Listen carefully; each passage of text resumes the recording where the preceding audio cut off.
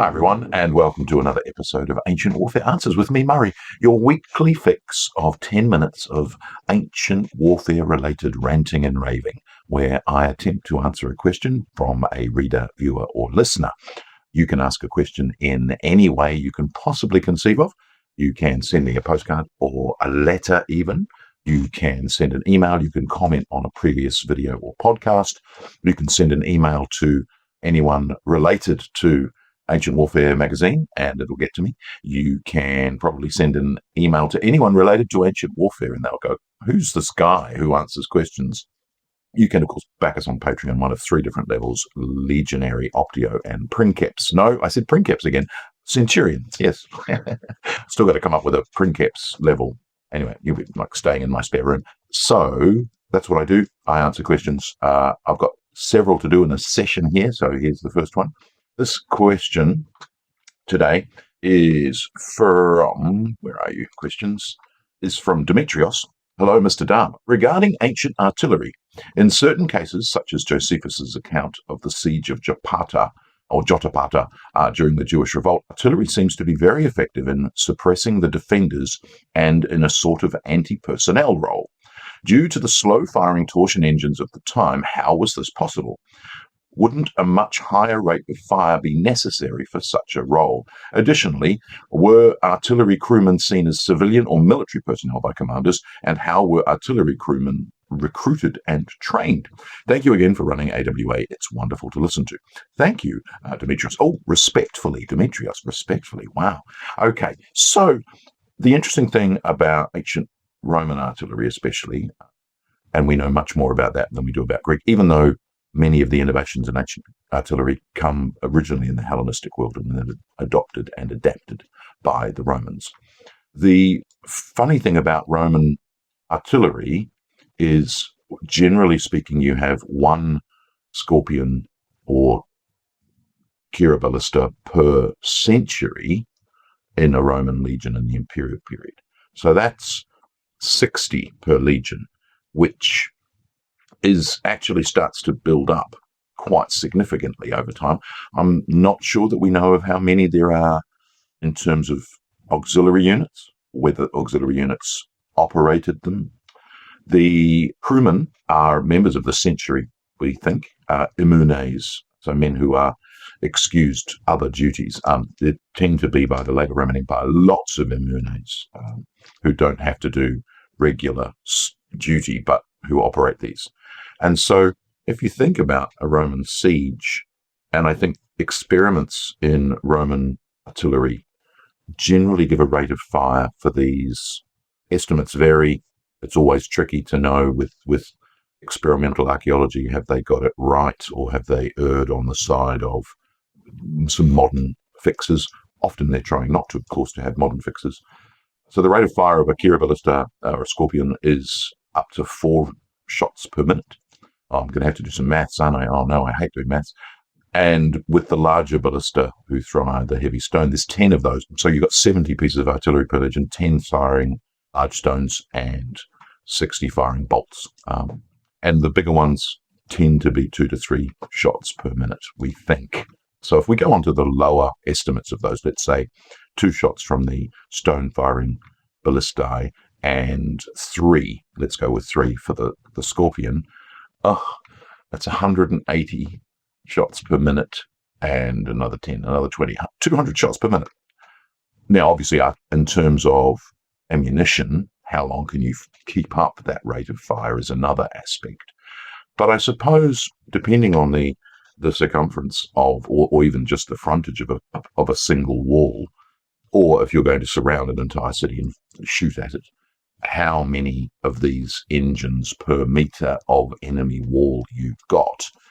But 200 shots per minute against a city wall of a not particularly large city, for instance, and this is a single legion. So obviously, if you are besieging with more than a single legion, these all start to go up.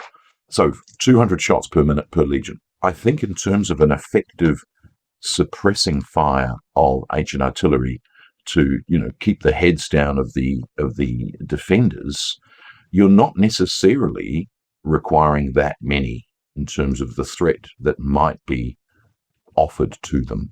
I think, the problem we have with thinking about sieges is modern depictions of sieges where everyone's a sniper crack shot and, you put your head up and you're immediately killed. Trench warfare, snipering, it comes to mind. I don't believe that the ancient warfare, artilleryman or archer attacking force is quite as accurate or as deadly as that. Is it Ran, where they've got the defending samurai who sees them setting up the general's chair, and he sets up his musket with a plum so that he can put it in exactly the same spot when it's dark, and he takes a shot and kills the enemy commander. Again, I don't think there's that sort of thing happening in ancient warfare. Very dramatic and cinematic, but I don't believe it's quite as issue-filled as that. But I imagine also that the simple threat of if you do expose yourself as a besieged defender, the enemy will see you and will be able to attack you, is enough to keep heads down, and the commanders of the defending force trying to encourage their troops to expose themselves to danger to defend. So all of that kind of comes into it. And I think that the sort of that rate of fire question that you raise it's probably not about stripping the wall of defenders. It's about them keeping their heads down, preventing them from being able to essentially stop the advance of your siege engines or your ladders or your troops who are coming to take the city. And again, most of the sieges where we have the detail, whether it be Masada or Mida or some of the others, it's all about getting the towers of your attackers to the walls in order that you can assault and take the city, rather than necessarily about breaching the walls. Although, of course, in the sieges of Nisibis in the 4th century, there are several accounts of walls being breached and then a counter wall being built inside. And of course, Masada is also famous for the counter wall. So all of that isn't necessarily about shooting the wall clear of defenders. I'm reminded of the siege of Naissus in the 5th century, which is is it 437? I think so. Maybe 443. Anyway, the idea there is that the Huns have these peculiar engines that allow their archers to fire huge numbers of shots at the walls, at the defenders, making them incapable of defending. So that is about a rate of fire to keep their heads down so that the men with ladders can get up to the walls and breach the city. So I think it's probably a combination. It's not necessarily rate of fire. I think if you saw, and again, we've got evidence from archaeology of what a ballista bolt, we always call it a ballista bolt, but of course it's not a bolt from a ballista. It's a stone from a ballista. It's a scorpion bolt. What a scorpion bolt can do, pierced into the spine of a defender from Maiden Castle, for instance, that if you saw that happening, the commander saying, take a shot at the attackers is going to have a much harder time of convincing you if the guy, three doors down is sort of transfixed by a scorpion bolt.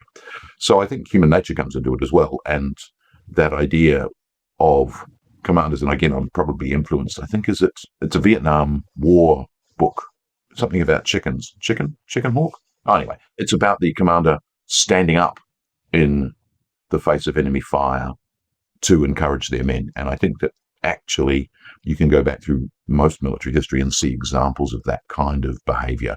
Roman centurions, standing fast when their men are fleeing all around them and all of that sort of thing. So I think that the slow rate of fire of these engines, 70 of them per legion, isn't necessarily a bad thing, but that the fact that they're putting fire on the enemy wall, presumably quite accurately, is enough to keep the heads of the defenders down. Again, depending on how much wall your legion is having to attack, the amount of artillery engine per meterage of enemy wall can increase or decrease. What the rate of fire is and whether it's staggered, we don't know. I think, for instance, in Arrian's array against the Alans, you've got the idea of 3 legions with the artillery. So that's, there's 210 artillery pieces for a set-piece battle.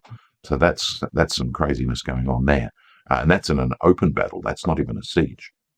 Anyway, so I hope, Demetrios, that answers your question. I think I answered, were artillery crewmen seen as civilian or military? They were definitely military personnel. They were sort of specialized troops who took up that role when it was required. If it wasn't required, in an open battle, for instance, they might just take their place in the cohort as required, as normal. Anyway, thank you for your question, Demetrios, and I hope you can join me again for another Ancient Warfare Answers. Thanks. Bye.